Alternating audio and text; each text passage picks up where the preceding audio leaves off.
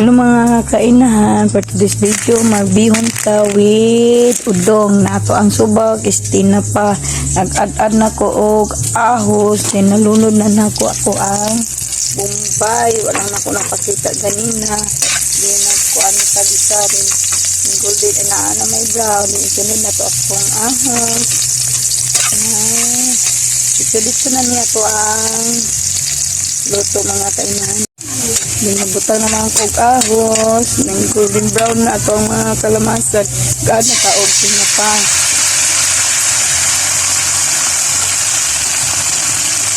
Then ato ang halo-haloon, ang ato ang tinapa. Then ato ang dumukon gamay. Di po ka nagpino lang. Katulon na natin tunga. Ang gamay ra, paduhaon lang. Ano yun, nagstay lang natin tunga. Then paghuman ani naglunod ta og tubig. Mag-ata og tubig. Then mag-ata og paminta mga kainahan. Mani tama-tama dagan-dagano na to kay gusto ko may anghang galing sa paminta. Din ato ang tuyo.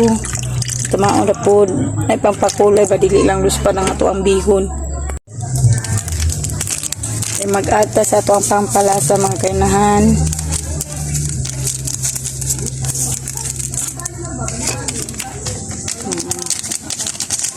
Ang pabukalan ng mga kainahan. Ilunod na po na ito ang bihon.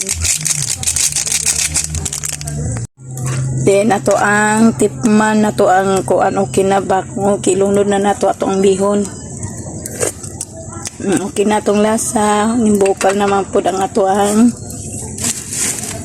sudan, ipabukal na ko, then mag-add na taog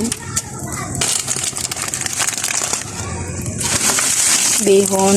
Uy, pag tingala na daghan na ng tubig kay masuyok ka na. Okay, sunod na tong atong udong.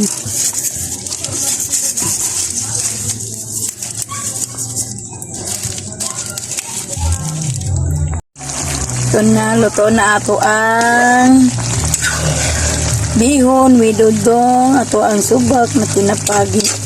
Yan, simple lang ni kaya di ko'y gulay ron mga kainan. Tungod aning hutan ko, wapo ko kagawas ha. Papalit og mga gulay, aning mga itong subak sa ato ang bihon.